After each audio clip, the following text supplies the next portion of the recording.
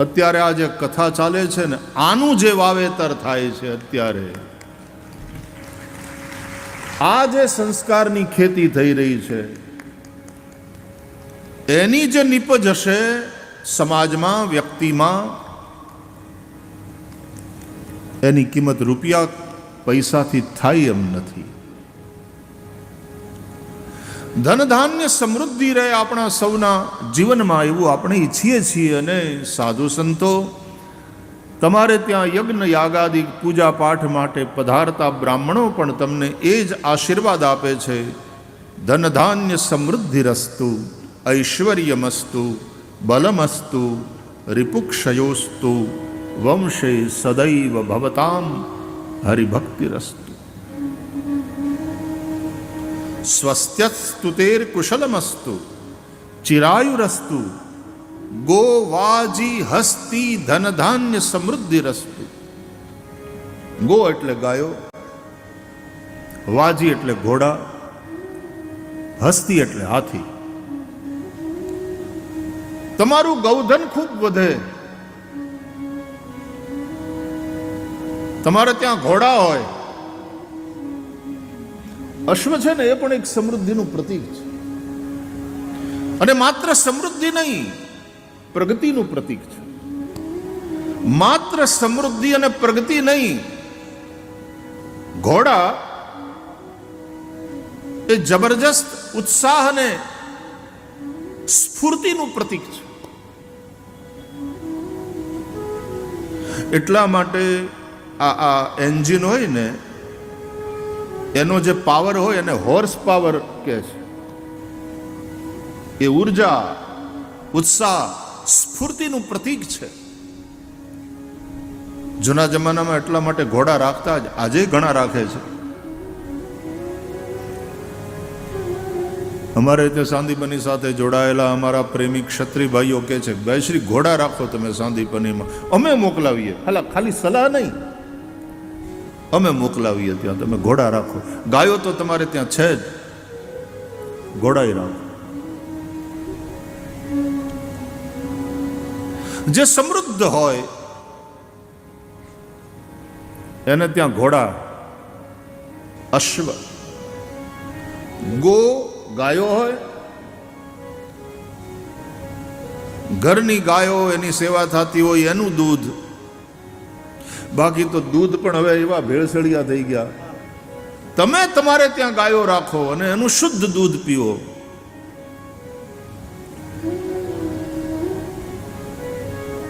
ભગવાને તમને આપ્યું હોય તો ઘોડા હોય અને હસ્તી, હાથી. આપણે પહેલા દિવસે શોભાયાત્રા ભાગવત ભગવાનને હાથીની અંબાડી ઉપર વિરાજમાન કરીને તમે અહીંયા લઈ આવ્યા. હાથી લક્ષ્મી સાથે જોડાયેલું પ્રાણી છે.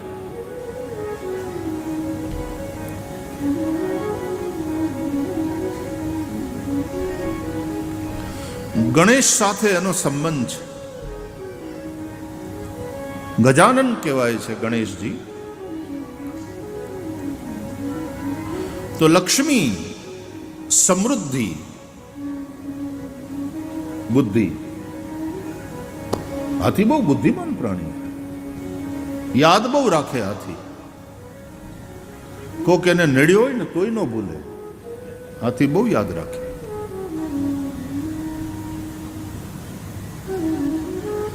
તો જેની પાસે લક્ષ્મી છે અને બુદ્ધિ હોય તો જ લક્ષ્મી આવે, એવી સમજણ હોવી જોઈએ. પણ ઘણી વાર બુદ્ધિ હોય તોય લક્ષ્મી ના આવે. કેમ? ઘોડા ન હોય,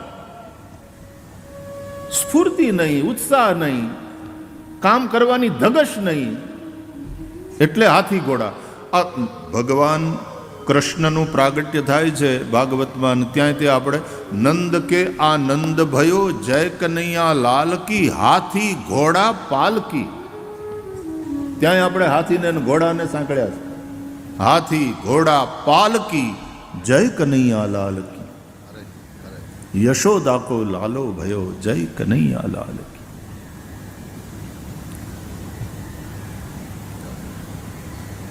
હાથીમાં બળ ખૂબ,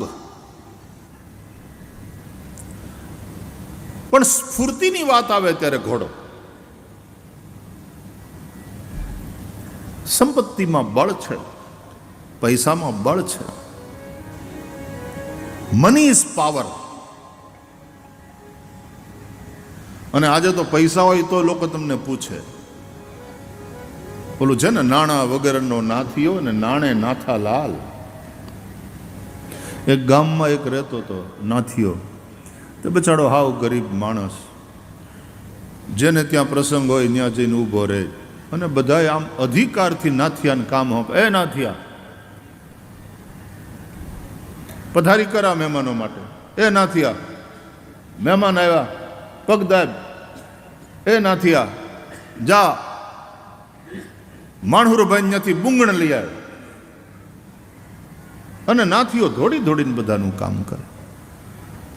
બધા જમી લે, પછી નાથિયાને કોઈ પૂછે નહીં, એકલું એકલું ખાઈ લે, પણ સેવા કરે. નાથીઓ ઘણા એનું અપમાન કરે,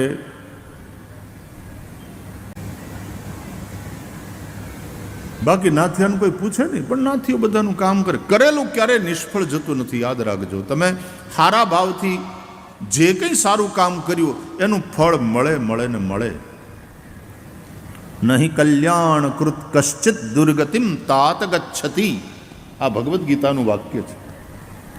કલ્યાણકૃત કશ્ચિત, કલ્યાણ માટે કરેલું, સારા ભાવથી કરેલું કોઈ પણ કર્મ એ ક્યારેય નિષ્ફળ જતું નથી. એનું ફળ પ્રભુ આપે આપે અને આપે. પછી એમાં નાથિયાને એક દી ભાગનું પાંદડું ભર્યું નહીં તો મુંબઈ વયો ગયો કોકને હારે. કોકે કીધું કે અહીંયા શું કરે, એના કરતાં મુંબઈ હાલ, ત્યાં મજૂરી કર, 2 પૈસા મળશે. અહીં તો તૂટી મરે જ બધાને માટે, અને તને કોઈ ખાવાનું પૂછતું નથી. મુંબઈ હાલ. મુંબઈ વયો ગયો નાથિયો, નોકરી કરવા માંડ્યો. પણ નાથિયાને ઓલી ટેવ ને તૂટીને કામ કરવાની, નિષ્ઠાથી કામ કરવાની, આળસ નહીં, પ્રમાદ નહીં. તૂટીને કામ કર્યું નાથિયાએ. તે માલિકના મનમાં વસી ગયો. ધીમે ધીમે એને ઓર મોટી પોસ્ટ આપી, ઓર ઊંચી પોસ્ટ આપી. એમ કરતાં કરતાં તો નાથિયો મેનેજર થઈ ગયો. એની નીચે 150 મજૂરો કામ કરે. શેઠને કાંઈ સંતાન નહીં. નાથિયો શેઠની દીકરાની જેમ સેવા કરે. શેઠ માંદા પડ્યા ત્યારે નાથિયાએ બહુ સેવા કરી, અને શેઠ બધુંય નાથિયાને નામે કરીને ગુજરી ગયા. સારા કામનું ફળ મળે મળે ને મળે. કરોડોની સંપત્તિ નાથિયાને નામે કરી, અને કે બેટા આ બધું સંભાળજે, તું ધ્યાન રાખજે. આ તારી માં હજી જીવે છે ને મારી પત્ની, એની બરાબર સેવા કરજે. કે મારા બાપ તમે કાંઈ ચિંતા ન કરો. અને એ શેઠાણી માને પણ નાથિયાએ ખૂબ હાંચવ્યા. પછી તો નાથિયાને શેઠાણીએ પરણાવ્યો એ ખરો. નાથિયાને ત્યાં બાળકો થયા. પછી ગામવાળાને ખબર પડી કે આપણો ઓલો નાથિયો નહીં, અરે એ તો મુંબઈ જઈને કરોડોપતિ થઈ ગયો. એ તો દોમ સાહેબીમાં આળોટે છે, એને ઘેર મોટરું ભરે છે, નોકર ચાકર છે. એમાં ગામમાં એક મંદિર બનાવવાનું હતું. એટલે ગામના બધા ભેગા થઈને કહે કે આપણે પેલા નાથિયાને બોલાવીએ તો હવે પૈસા બહુ છે, આ મંદિર આટલું મોટું અને પૈસા જોહે આમાં. અને એ ગમે એમ તો એ નાથિયો આપણા ગામનો. ત્યાં કોક બોલ્યું, હવે એને નાથિયો ન કહેવાય, એ કરોડોપતિ છે, એ નાથાલાલ છે, કોઈ નાથિયો કહેતા નહીં. તો કે આપણે બોલાવો, અંતે એનું વતન છે, આવશે. અને બધાએ નાથાલાલને આમંત્રણ આપ્યું, તમે આવો, ગામનો પ્રસંગ છે, મોટું મંદિર થાય છે, તમે તો અહીંયા આ જગ્યા પ્રત્યે ખૂબ શ્રદ્ધા ધરાવો છો, અને સેંકડો વર્ષોનો ઇતિહાસ છે આ જગ્યાનો. એટલે અહીંયા તો બાપુ જે કંઈ કામ કરે એમાં બધા તમે ઊભા જ હોય તો સ્વાભાવિક છે. હું ઓલા ગામની વાત કરું, નાથાલાલના ગામની.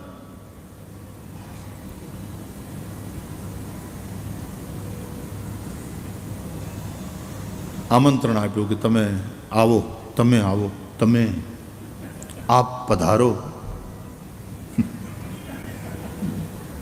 હવે તો નાથીઓ નહોતો રહ્યો ને, હવે નાથાલાલ.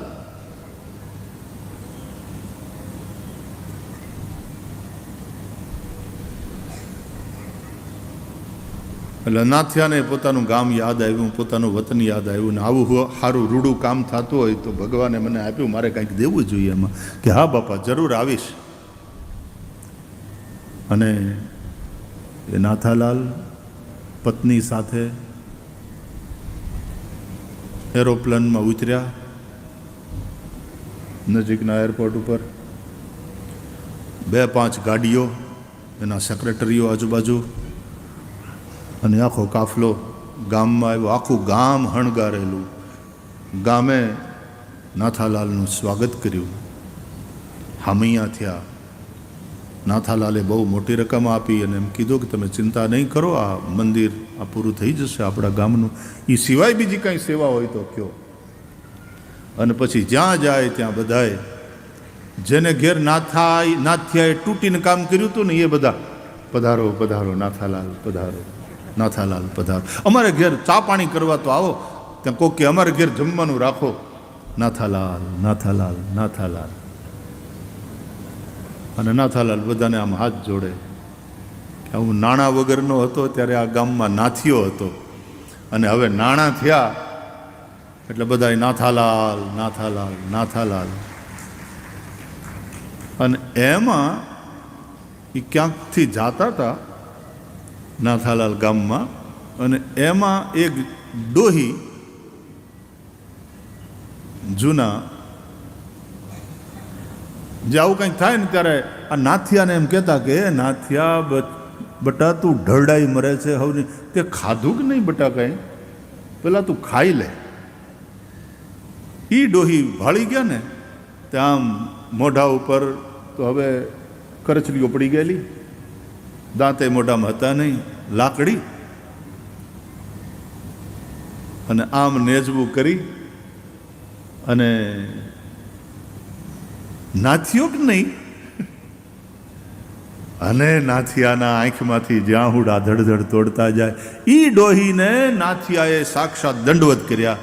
આમ લાંબો થઈને પગે લાગ્યો અને ભેટી પડ્યો કે મારી માં, તારો હાચો સ્નેહ, તે હાવ હાચો પ્રેમ કર્યો મને.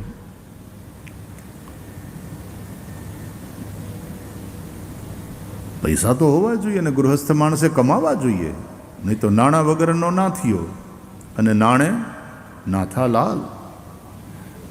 એટલે બ્રાહ્મણો યજમાનોને આશીર્વાદ આપે, ધન ધાન્ય સમૃદ્ધિ રસ્તુ, ખૂબ ધન ધાન્ય તમારા વધો. સ્વસ્ત્યસ્તુ તેર કુશલમસ્તુ, ચિરાયુરસ્તુ, ઐશ્વર્યમસ્તુ, બલમ અસ્તુ. આ બધું જ તમારું વધે. પણ હાથી છે ને બળવાન, પણ ઘોડામાં ઉર્જા, ઉત્સાહ, સ્ફૂર્તિ. નહીં તો ઘણીવાર પૈસા આવ્યા પછી માણસ નોકર ચાકર હોય, પછી પોતે હલવાનું નામ લઈ નહીં, બેઠા બેઠા જ બધું થતું હોય. શરીર અળોદરા થઈ જાય, શરીરમાં સ્ફૂર્તિ રહે નહીં. એટલે પેટલા ઘોડા અને પછી હસ્તી. ગો વાજી હસ્તી, ધન ધાન્ય સમૃદ્ધિ રસ્તુ. ઘોડા, હાથી, આ બધું જ આપણા જીવનમાં હોય.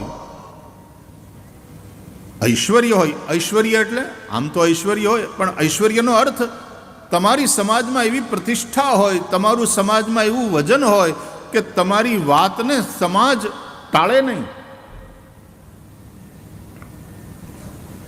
તમારું કીધું માને કે આમાં સમાજનું કલ્યાણ છે. ઐશ્વર્યમસ્તુ, બલમસ્તુ. આ બધાની રક્ષા કરવા માટે તમારામાં બળ પણ હોવું જોઈએ.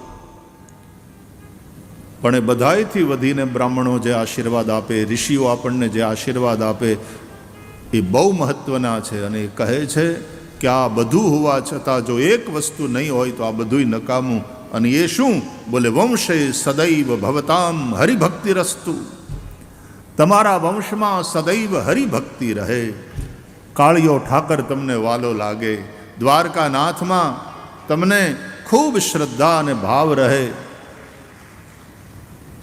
રાધા કૃષ્ણની અંદર તમારી ભક્તિ રહે.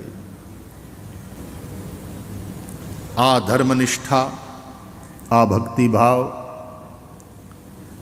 આવી આપણી બાવળિયાળીવાળી એના જેવી જગ્યાઓ પ્રત્યે શ્રદ્ધા અને આપણું સમર્પણ,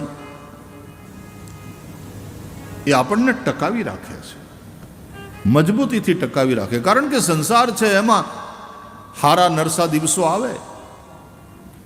હારા દિવસો આવે ત્યારે આપણને સુખને વહેંચતા શીખવાડે, અને ક્યારેક સમસ્યા આવે, નરસા દિવસો આવે, ખરાબ દિવસો આવે, ત્યારે આ જગ્યાઓ, આ શ્રદ્ધા, મહંતોના આશીર્વાદ, એના પ્રેમની હૂંફ આપણને ખરાબ દિવસોમાં ટકાવી રાખે.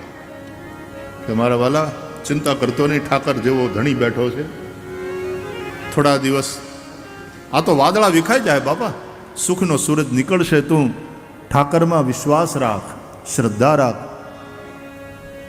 નગાલાખા બાપા જેવા એ લગ્ન પ્રસંગમાં હાજર હોય અને ત્યાં એનું કંઈ ખરાબ થાય, એવું એ સાધુ પુરુષને પોહાય જ નહીં.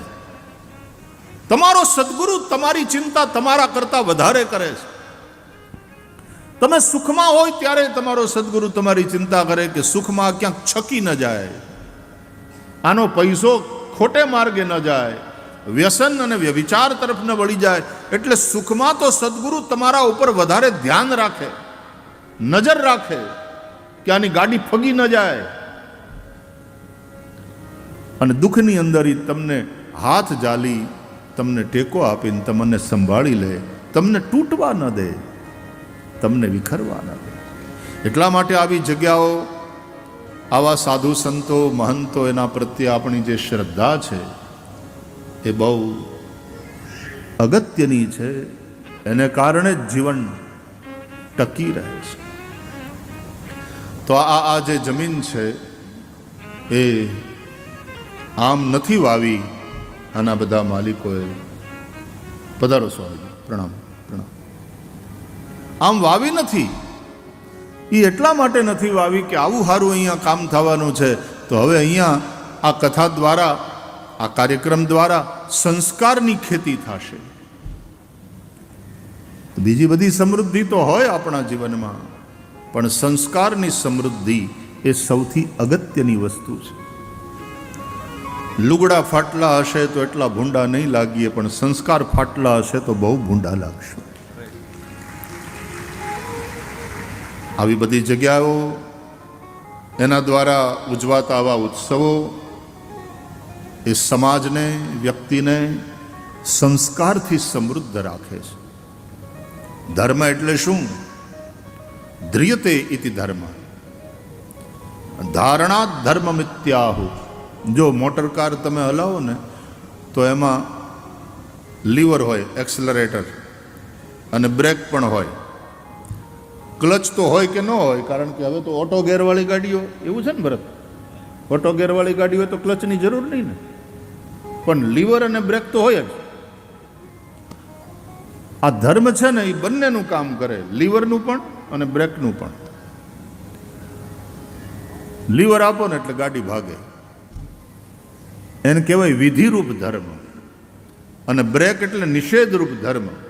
કાંઈક કરવું એ ધર્મ છે, અને કાંક કરવાથી બચવું, આઘા રહેવું એ પણ ધર્મ છે. સાચું બોલવું ધર્મ છે, ખોટું ના બોલવું. દાન કરવું ધર્મ છે, પણ હરામનું ન લેવું એ પણ ધર્મ છે. વિધિ નિષેધમય કલિમલ હરની કર્મ કથા રવિનંદની બરની, તુલસીદાસજી કહે છે. વિધિરૂપ ધર્મ અને નિષેધરૂપ ધર્મ, કે હરામનું નથી ખાવા. એમાં દાન કરવું જોઈએ, કર્તવ્ય છે, પણ કદાચ તમે ન કરો તો એટલું નુકસાન નહીં, પણ હરામનું ખાવું એનાથી બચવું આ નિષેધરૂપ ધર્મ છે. હરામનું ખાવાથી તો બચવું જ જોઈએ, નહીં તો નખો જ નીકળી જાય. અનીતિ સે ધન હોત હૈ બરસ 5 અરુ 7 તુલસી 12 બરસ મેં જડા મૂલ સે જાત. આપણે ગામડાના વડીલો એમ કે પોદળો પડે ને જમીન ઉપર, પછી એ ધૂળ લીધા વગર ન જાય. એ પોદળાને કોક ઉપાડીને જાય એટલે ત્યાંની ધૂળ પણ એ પોદળો લેતો જાય. એમ અનીતિનું ધન આપણા ઘરમાં આવે એ તો જતું જ રહે, પણ સાથે સાથે થોડુંક પરસેવો પાડીને કમાણા હોય ને એ ભેગું ભેગું લેતો જાય. અને એટલા માટે હરામનું ના આવે ઘરમાં, અનીતિનો પૈસો ના આવે, એનું ધ્યાન રાખવું એ પણ ધર્મ છે. તો વિધિરૂપ ધર્મ અને નિષેધરૂપ ધર્મ. રામાયણમાં મુખ્યત્વે વિધિરૂપ ધર્મનું નિરૂપણ છે. આ કરાય, આ કરાય, આ કરાય, એ વિધિરૂપ ધર્મ શીખવાડે. મહાભારતમાં મુખ્યત્વે એનાથી શીખવાનું છે નિષેધરૂપ ધર્મ શું છે. આ ન કરાય, આ ન કરાય, આ ન કરાય. રામાયણ અને મહાભારત એ બંને આપણા ઇતિહાસ ગ્રંથો છે, અને ઇતિહાસ હોય છે એનાથી કંઈક શીખવા માટે. પણ કોઈકે એવું કહ્યું કે ભાઈ માનવજાતને આ દુઃખની વાત છે કે માનવજાતનો આજ સુધીનો ઇતિહાસ એમ કહે છે કે માણસની જાત ઇતિહાસથી કંઈ શીખી નથી. બાકી ઇતિહાસ હોય છે શીખવા માટે, કે બીજાના દ્રષ્ટાંતથી આપણે શીખીએ કે આમ ન કરાય, અને આ કરે એનું કલ્યાણ થાય. તો વિધિ નિષેધમય કલિમલ હરણી, વિધિરૂપ ધર્મ અને નિષેધરૂપ ધર્મ. વિધિરૂપ ધર્મ એ ઓલી લીવરનું કામ કરે, ગાડી તમારી આગળ કલ્યાણના માર્ગે આગળ વધે. અને નિષેધરૂપ ધર્મ હોય તો તમને ખોટે માર્ગે. તો તમારામાં એ ધૈર્ય, તમારામાં તમારી જાતને રોકવાની તાકાત, તમારા ઉપર કંટ્રોલ, તમારો સંયમ હોવો જોઈએ, જે તમને ખોટું કરતા બચાવે, અટકાવે. એ નિષેધરૂપ ધર્મ. તો જ્યારે જીવનમાં ધર્મ હોય, આવા કાર્યો થતા હોય, સંસ્કારની ખેતી થતી હોય, સાચું શું ખોટું શું એનું આપણને ભાન થાય, વિવેક થાય. બિનુ સત્સંગ વિવેક ન હોય. ખોટું છે એ ખોટું છે આટલું સમજાય ને તોય ઘણું, પણ ખોટાને જ માણસ સાચું માની લે ત્યારે તકલીફ. આ અધર્મ છે આવું સ્પષ્ટ આપણને સમજાય સત્સંગથી, એ સારું છે. પણ જ્યારે અસત્યને આપણે સત્ય માની લઈએ, અધર્મને આપણે ધર્મ માની લઈએ, ત્યારે પતનની શરૂઆત થાય છે. તો આવા સંસ્કાર, આવો વિવેક, એની ખેતી થાય. એ માટે આ જમીનમાં આ કાર્ય થઈ રહ્યું છે. જો ઉગે તો વાવ્યું કહેવાય, નહીં તો દાટ્યું ગણાય. આટલો જ ફેર છે. એટલે આ સાધુ સંતો આપણા વ્યાસપીઠ ઉપરથી અને ધર્મપીઠ ઉપરથી જે કંઈ બોલે છે, એ ખેતી કરે છે, એ વાવે છે, એ ઉગવું જોઈએ. આ દાટવાની વાત નથી, કારણ કે આ વસ્તુ એમાં કંઈ છુપાવવાની વાત નથી, આ કોઈથી બચાવવાની વાત નથી. આ તો એકદમ ઉદારતાપૂર્વક વહેંચવાની વાત છે. એટલા માટે ગોપીઓ વક્તાને ભૂરિદા જના કહે છે.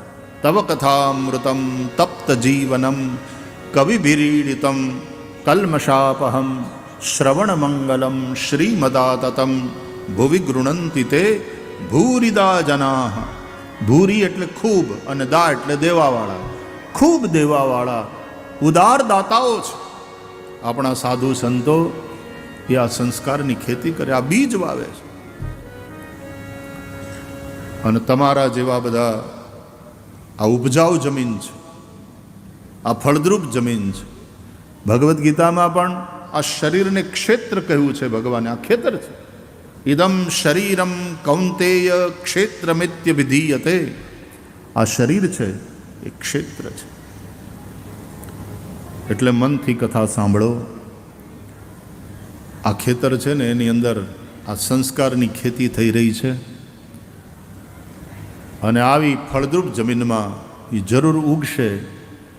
અને જ્યારે બહુ સારો મોલ હોય ને, પાક બહુ સારો હોય, ત્યારે ખેડૂત રાજી બહુ હોય કે અમારે આ વખતે વરહોળાની ઉપરવાળાની મહેર છે, વરહોળાની. એમ આવી રીતે કથા થાય ને ક્યાંક, અને પછી એ જે ઉગે તો બાપુને એમ થાય કે આપણે જે આ સમયો કર્યો, આપણે જે આ કાર્યક્રમ કર્યો, હા, પરિણામ હોળાની. એનાથી ખૂબ લોકોએ વ્યસનો છોડ્યા કે આવી કથાઓ થાય, આવો પ્રસંગ હોય તો આપણા જીવનમાં વ્યસન હોય તો સંકલ્પ રૂપે, કથાની દક્ષિણા રૂપે, કે બાપુને ત્યાં કાંઈ મૂકવાનું હોય તમે રૂપિયા ધરો એ તો બરાબર છે, પણ આવીને એટલો સંકલ્પ કરી જાઓ કે આજથી મેં આ વ્યસન છોડ્યું. એ વ્યસનને કારણે રૂપિયાનું તો નુકસાન ખરું, આપણા શરીરને કેટલું મોટું નુકસાન, અને જે તે પીવાનું વ્યસન હોય એના પરિવારવાળાને કેટલો ત્રાસ. જો એ વ્યસન છૂટી જાય તો ઉગ્યું કહેવાય, જે વાવ્યું છે એ ઉગ્યું. તો આવી એક ખેતી, સંસ્કારની ખેતી આ જમીનમાં થઈ રહી છે.